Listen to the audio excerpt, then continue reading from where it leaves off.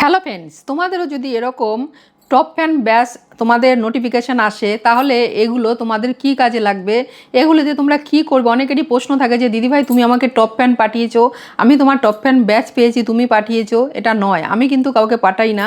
এটা নোটিফিকেশান ফেসবুকই তোমায় পাঠায় যে তুমি আমার আইডি টপ ফ্যান হয়েছো বা অন্য কোনো কারো আইডি টপ ফ্যান হয়েছো।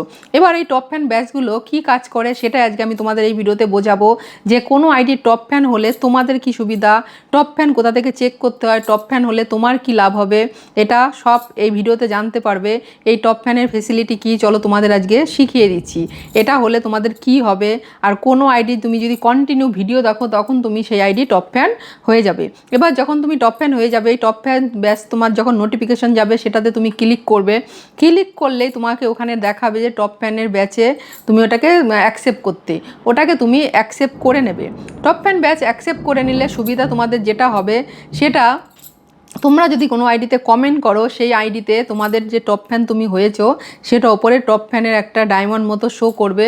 কোনো আইডিতে কমেন্ট করলে সেই আইডিতে ওপরের দিকে তোমার কমেন্টটা থাকবে, কারণ তুমি দীর্ঘদিন সেই আইডিতে কমেন্ট করেছো, তাই তুমি সেই আইডি টপ ফ্যান হয়ে গেছো।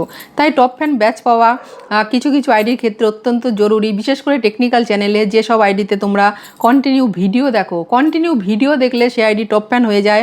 আর ফেসবুক নিজে থেকেই নোটিফিকেশান তোমাদের কাছে পাঠিয়ে যায় যে তুমি এই আইডি টপ ফ্যান হয়েছো।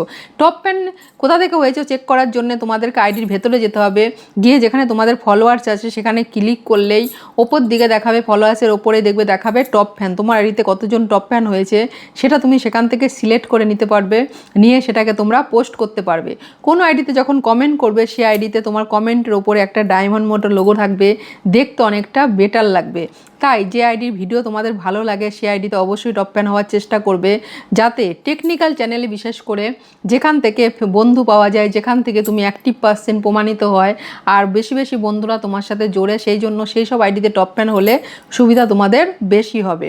তাই সব আইডির নয়, যে আইডির ভিডিও ভালো লাগে সেই আইডিতে টপ ফ্যান হওয়ার চেষ্টা করবে, যাতে সুবিধাটা তোমারই হয়। আর তোমরা অনেকেই প্রশ্ন করো যে দিদিভাই টপ ফ্যানের ব্যাচ কি তুমি পাঠিয়েছো? না, এটা কিন্তু আমি পাঠাই না।